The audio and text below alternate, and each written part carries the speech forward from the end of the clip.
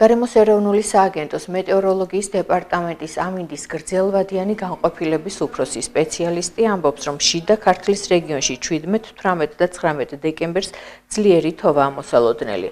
თამარ პაპაშვილი TV მონიტორინგთან საუბრისას აცხადებს, რომ რეგიონში 20 რიცხვიდან გამოიდარებს, თუმცა ტემპერატურის ცვლილება შესამჩნევი არ იქნება. ის აქვე დასდენს, რომ ისეთი ყინვები, რომელიც გასულ დღეებში იყო რეგიონში ჯერჯერობით აღარ დაფიქსირდება. ყვირის ამინდი შიდა ქართლისთვის შემდეგნაირი იქნება, ანუ დღევანდელ დღეს ხვალდაზე, ასე იგი 17-ში, 18-ში და 19-ის ღამეში ველოდებით ძლიერ თოვას, ზოგიერთ რაიონში შიდა ქართლის ძლიერი ქარის დაქროლვებს და შედარებით დაბალ ტემპერატურას დღის საათებში, როგორც დღის, ასევე ღამის საათებში.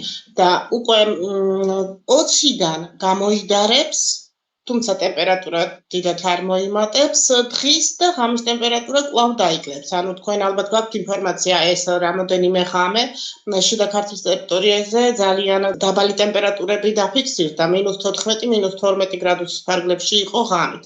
და ამ წუხელ უკვე მოტყდა ეს სიყინვა -2.0 გრადუსის ფარგლებში, მაგრამ მას მერე რაც ნალექი შეწყდება და ქარი ჩადგება 20-ში ტემპერატურა, ღამის ტემპერატურა კვლავ უარყოფითი დაეცემა.